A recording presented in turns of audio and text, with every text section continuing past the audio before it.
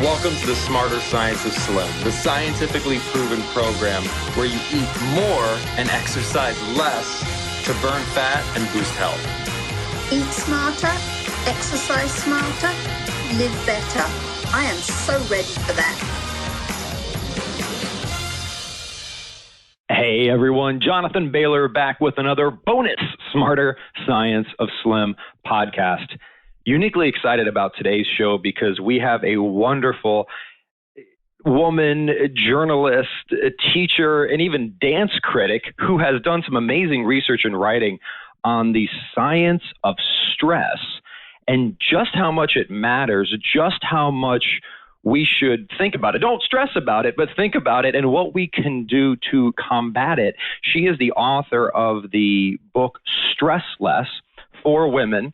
It's all about how we can slow the effects of stress on aging and just some amazing research. It blew my mind a little bit. It was named one of the top 5 health and wellness books by the Wall Street Journal.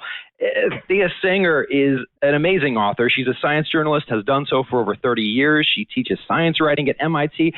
She critiques dance in her spare time. So if there's anyone in the world that knows how to deal with stress, it sounds like it's Thea. Thea, welcome to the book. Welcome to the show. Thank you. Thank you so much. I have to say the last chapter of the book actually tries to pull a lot of my interest together, both the science and the dance piece, because what I explore there is why is it that dancers and choreographers seem to live so much longer and maintain their health in both body and mind so much longer than the rest of us. And a lot of it has to do with, I talk about different interventions on how to deal with stress, and it turns out that dancers, choreographers integrate a lot of those interventions just naturally into their lives. So it all really does come together. Well, I want to dig into a bit more about your story, Thea, and how you got interested in this. But before we get there, I do just want to jump straight into the science because you've got some amazing science that you cover in this book. Because a lot of people talk about stress, but in Stress Less, you cover it in a unique way. What's unique about the approach you take? The approach that I take looks at what stress does to us on the cellular level and how it actually can age us biologically. The book sprang from the research of Elizabeth Blackburn, she won the Nobel Prize in 2009 with 2 other scientists, and she collaborated with a health psychologist named Alyssa Epple. They're both out at the University of California, San Francisco. And what they looked at was specifically how psychological stress, which is this psychosocial construct, actually affects not just our minds and the way that we think and the way that we perceive the world, but it actually drills down all the way to our cells to the level of our DNA. And that's what was so remarkable about their research. It went from the macro to the micro in one fell swoop. I'm going to just... Yep. I was going to say, to really drive this home for our listeners, if I understand this correctly, when someone says, wow, look at the president at the end of their term, they look like they've aged 40 years in 4 years. It right. seems like based on your book and this research at the cellular level, due to their stress levels, they may literally have. This is true, and as a matter of fact, when I give talks, one thing that I show pictures of President Obama, and I show him when he was on the campaign trail, and then I show him when he had been in office during his first term, and then I show him in office during his second term. And actually, I had been interviewed by the Washington Post at his inauguration concerning this. And what the scientists found was, I'm going to give a little science lesson here.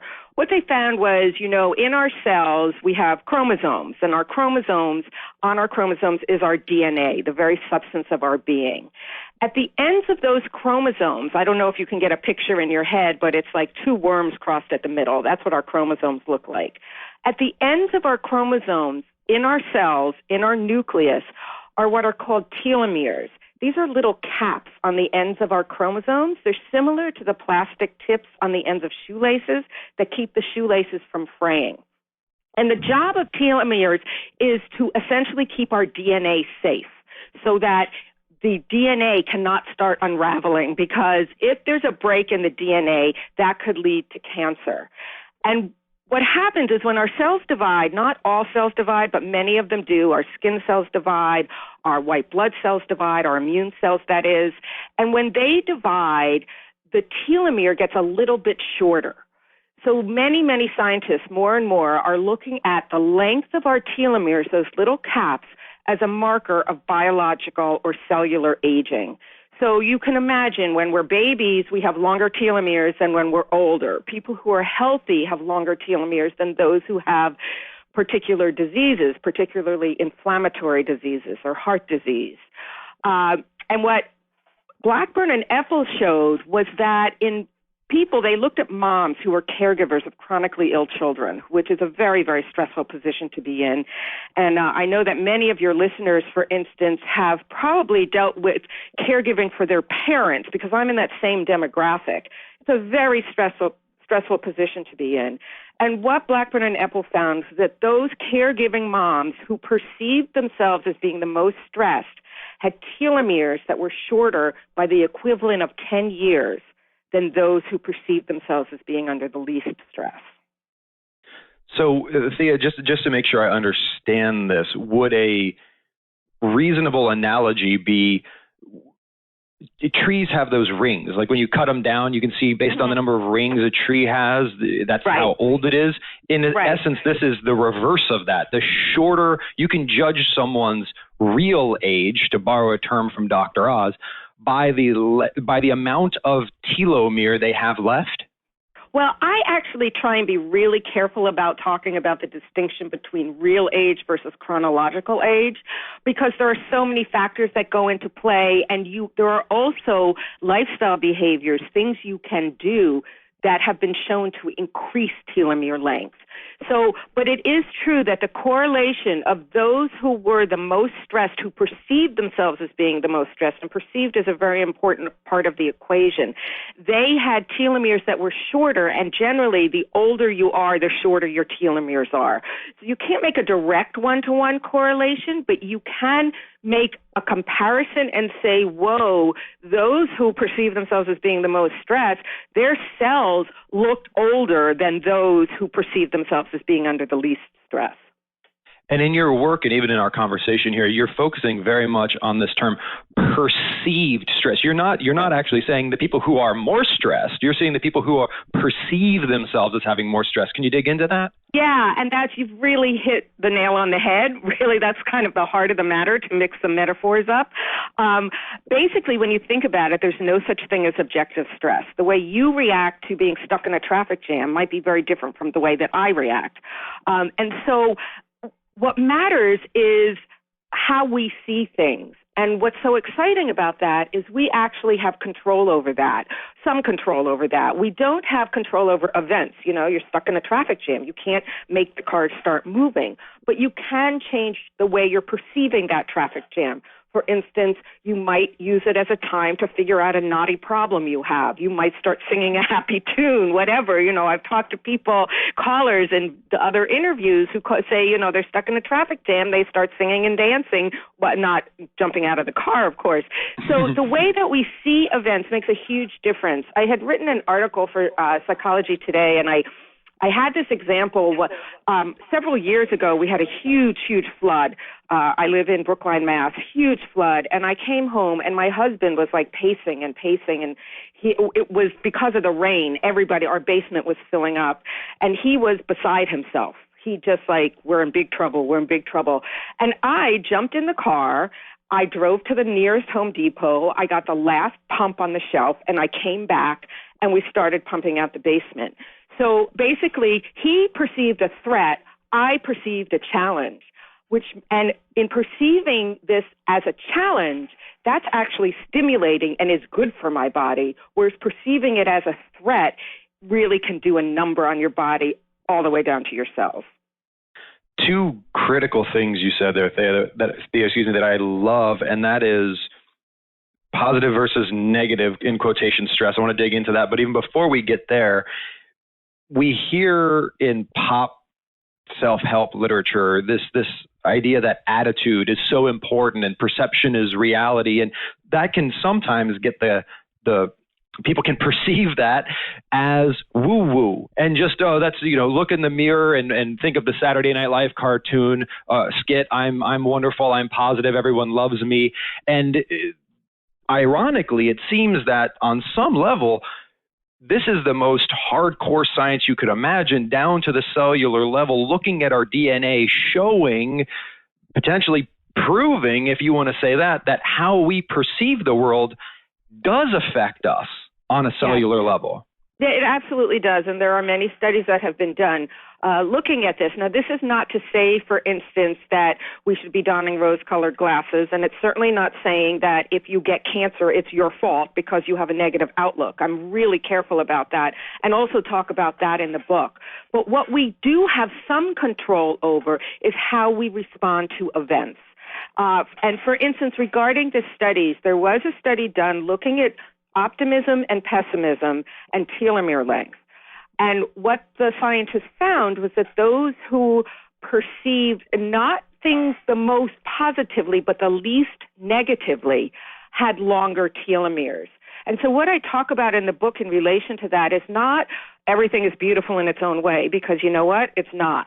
But what I do talk about is how we can help to reduce negativity. And that's also based on studies, because reducing negativity has been shown to correlate with longer telomeres.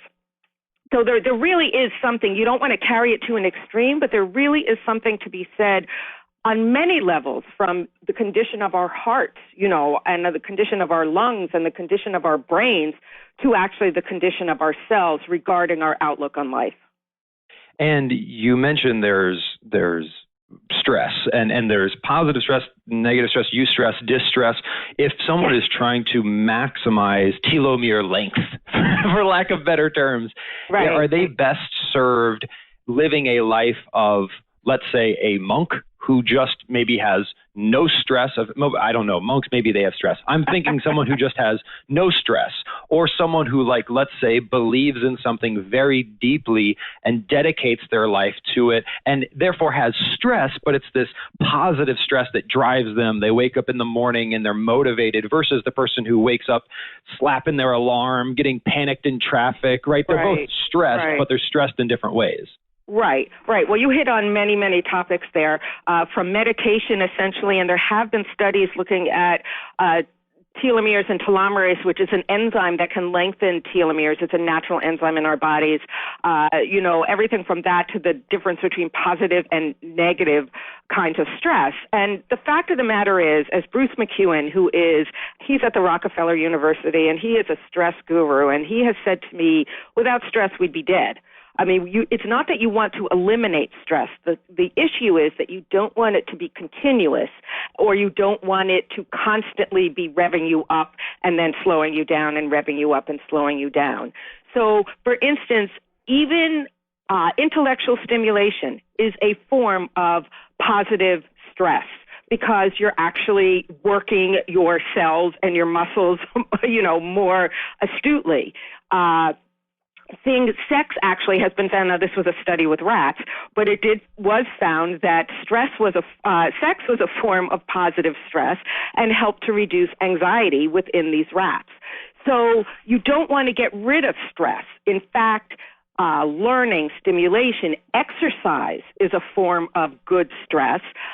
Exercise and learning have both been shown to increase neurogenesis, which is the production of new brain cells, in particular in your hippocampus, which is your seat of memory.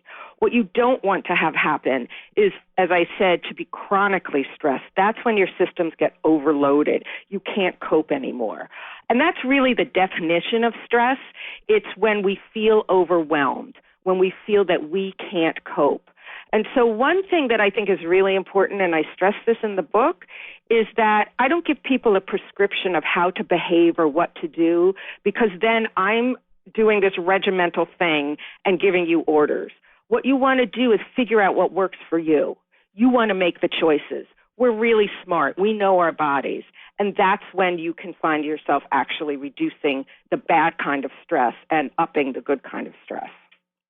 Talking about how we can take steps to reduce our stress, what have you seen in the research? Because that's really what I like about your work, is it's not it's based on research. We share that. We are mouthpieces for brilliant researchers.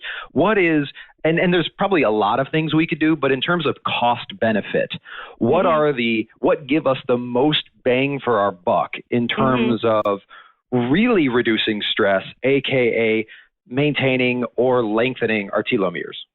Okay, there have been studies looking, for instance, at meditation. This was a very, very intense meditation retreat. Not a lot of us have the time to go and take this, but it was 3 months, an intense meditation retreat.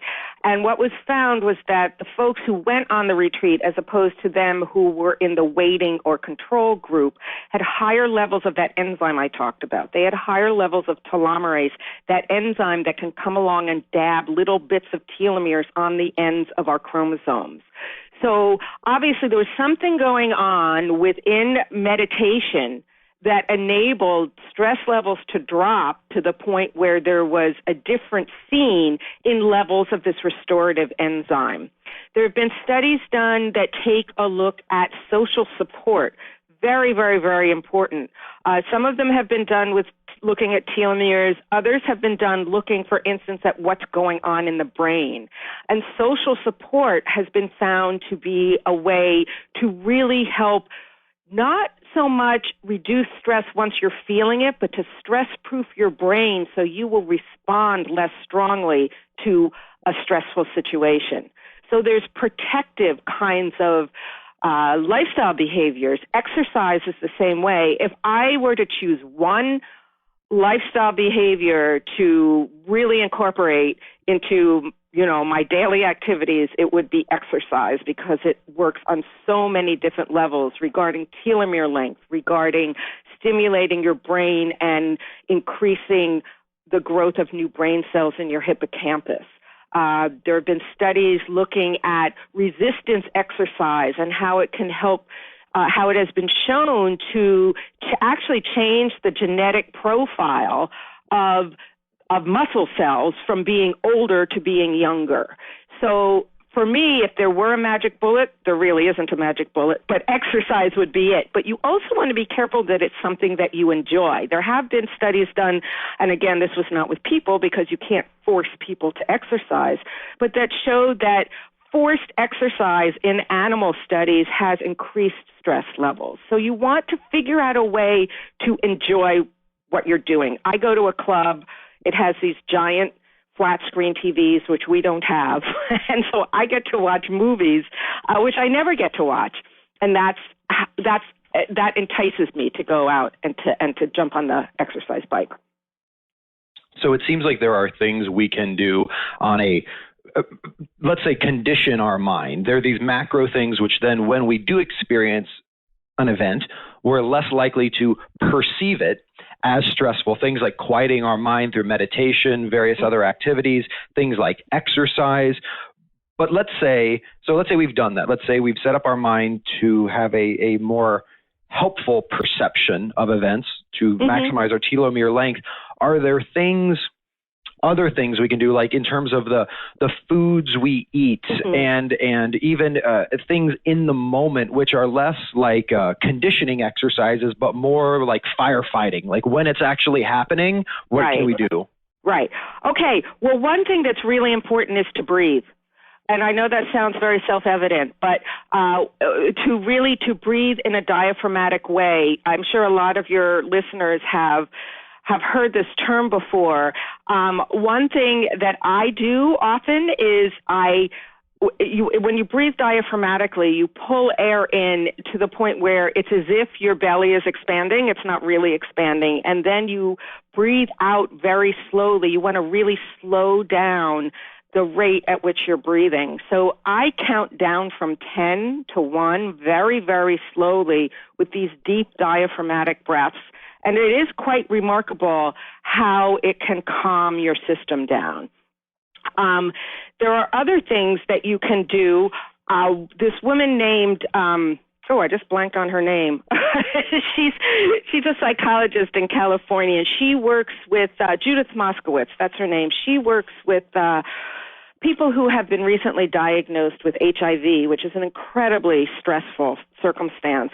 And she's come up, she searched the literature to find particular little activities you could do that would help to reduce your level of stress in the moment. And some of them that she came up with were, for instance, notice something good that happens every day and write it down or say it to somebody, because that way you're bringing it out into the world.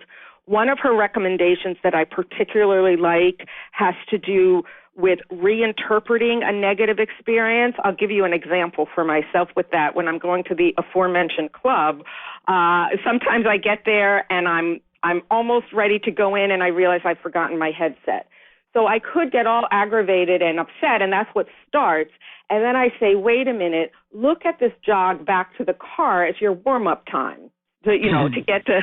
And so then by the time you get to the bike, you're warmed up and you can start at a higher intensity. So it's not changing what happened, but it's reinterpreting my perception of that particular event. Regarding food is a really interesting one. I wrote an article for More Magazine on the relation of foods that perhaps might affect our levels of stress. There are not a lot of them out there. Pistachios, for instance, have been found in several studies, to actually reduce the stress on our blood vessels, which can lead to lower blood pressure. There are how you eat, for instance, is very important. It's not just what you eat. And there are whole studies and centers devoted to mindful eating, which can make a difference not just when you're sitting down and eating, but in your whole approach, essentially, to your day. So it's not that there are also foods that can work to increase your levels of stress. And given your research, you're probably aware of them. The fact that crunchy, sweet, fatty, potato chip kind of French fries, those kinds of foods actually kick off our reward center the same way that drugs of addiction do. They're not as intense. And so what they do is they actually make you produce more stress hormone, which is cortisol, and then it becomes an endless cycle because you eat these foods, you think they're comfort foods, you think they calm you down, but in fact what they're really doing is increasing your levels of stress hormones and revving you up. And so you keep eating more and more of them to try and maintain that level of calm. One thing that I try and tell people is, you're not going to be able to say, I'm really feeling stressed, I'm going to go eat a carrot. That's not going to really do it for you. But what you want to do is substitute something that's going to kick off that reward center. So you say, okay, maybe what I'm going to do is I love to jump rope. I'm going to jump rope right now. So you want to substitute something that makes you feel good, the way that you think that dish of Haagen-Dazs ice cream will. Thea, I'll give one more recommendation. I hope this doesn't seem like pandering, but it worked for me. And that is pick up a copy of the book Stress Less, because I mean this because and tell me if there's anything behind this. In my life, stress in the moment or stress in the short term, negative stress, is ameliorated when I have a hopeful future. So if I know, for example, that something is Monday is going to be really hard, but man, Tuesday or the weekend is going to be really great. Like if I have this hope for the future, the present is more bearable. Right. And the reason I bring that up is there's two things in the research you share which are amazing. You mentioned the study. It's one that I'm familiar with as well, where elderly individuals did resistance training, and it literally reversed cellular aging markers and literally made them younger on a cellular level. And then you also talk about research, please correct me if I'm misrepresenting, where the consumption of foods containing omega-3 fats was associated with not just avoiding telomeres shrinking, but actively lengthening them. So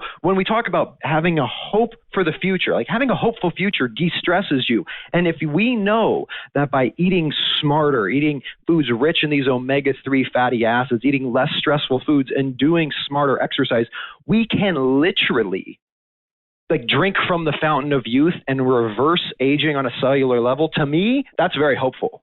It's very hopeful, and it's also this is not a word I really like, but it's very empowering because we're the ones that are making these changes happen. And you're right, the study that you talked about regarding the resistance exercises, the one I referred to earlier, that was Mark Tarnopolsky's, and it had to do with the genetic profile of the muscle cells, and that the genetic profile of these older adults, they were 65 and up, I think, in their muscle cells, it actually reversed the genetic profile to that of a younger genetic profile, which is mind-blowing to me. And they found this because they actually took muscle biopsies of these older adults before they did the exercise, and then I think it was 3 months or 6 weeks, I'm not exactly sure of the time period, afterward.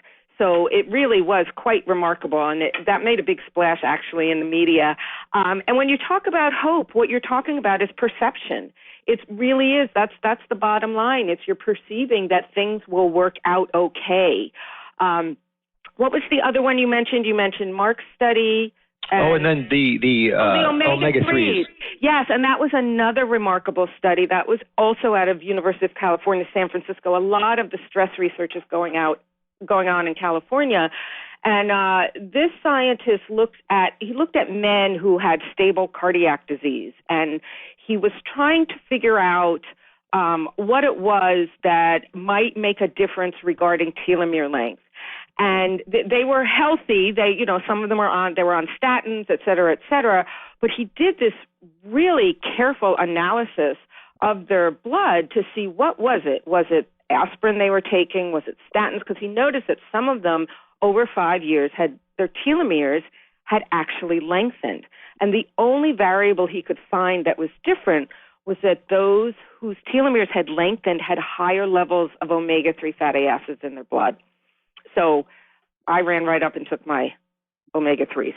So that was, we've heard a lot about how omega-3s affect cognition, but we had not heard how omega-3s might affect cellular aging. So that was also another mind-blowing study. And they're delicious. So that is also helpful. They're delicious. Do you actually eat them? I love my wild-caught Alaskan salmon. I literally eat every single day. I'm not joking. Every day. Well, no, 5 days a week. 5 days a week, wild-caught Alaskan salmon. My telomeres are literally overwhelming me right now. Yeah. Well, we love wild Alaskan salmon also, and we don't buy the farm raised. We only buy the wild. So, yeah, salmon's a great, great source of that, and it is really delicious. Well, Thea, we have only scratched the surface here. If you would be willing, I would love to have you back on the show because there's so much more, and this is such an important subject. But folks, in the meantime, before we can get Thea back on the show, please check out her book. It's called Stress Less, and you can also learn more about her on her wonderful website, which is theasinger.com. Her first name is spelled Thea. So it's theasinger.com. And Thea, what's next for you? What next for me? Whoa. Well, I'm actually exploring the possibility of expanding that last chapter. I haven't, I'm just looking at, because I just find, as a former dancer and as a dance critic, I'm absolutely fascinated by what movement and dance can do for us, both physically, physiologically, biologically, and mentally. So I'm fascinated by that, and I want to look into that more.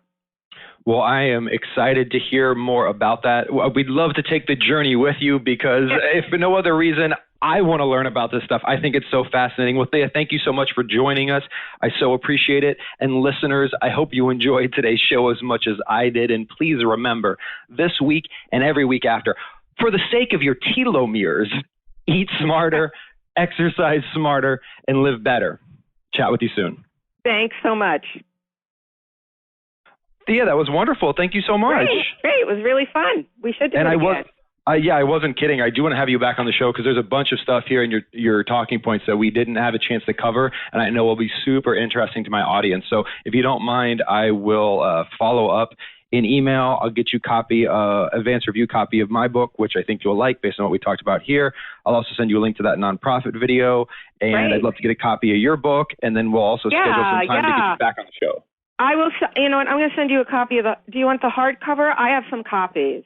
So send me your address. I'll send you a copy of the. I mean, I can send you a copy of each. It's the yeah. I mean, it's a little bit updated in the paperback, but I don't know. Which do you want? Do you have a preference? Whichever you think best represents your work. Okay, I like the hardcover. Okay, I like the title of the hardcover. All right. Well, thank you so much. This was really fun. Thank you so much, and I'll follow up an email. They have a good one. Okay. All right. Bye. Bye-bye.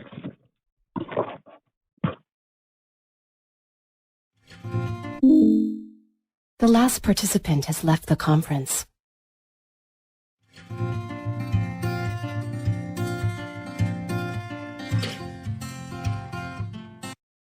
Wait, don't stop listening yet. You can get fabulous free SANE recipes over at carriebrown.com. And don't forget your 100% free eating and exercise quick start program, as well as free, fun, daily tips delivered right into your inbox at bailorgroup.com. That's BAILOR group.com.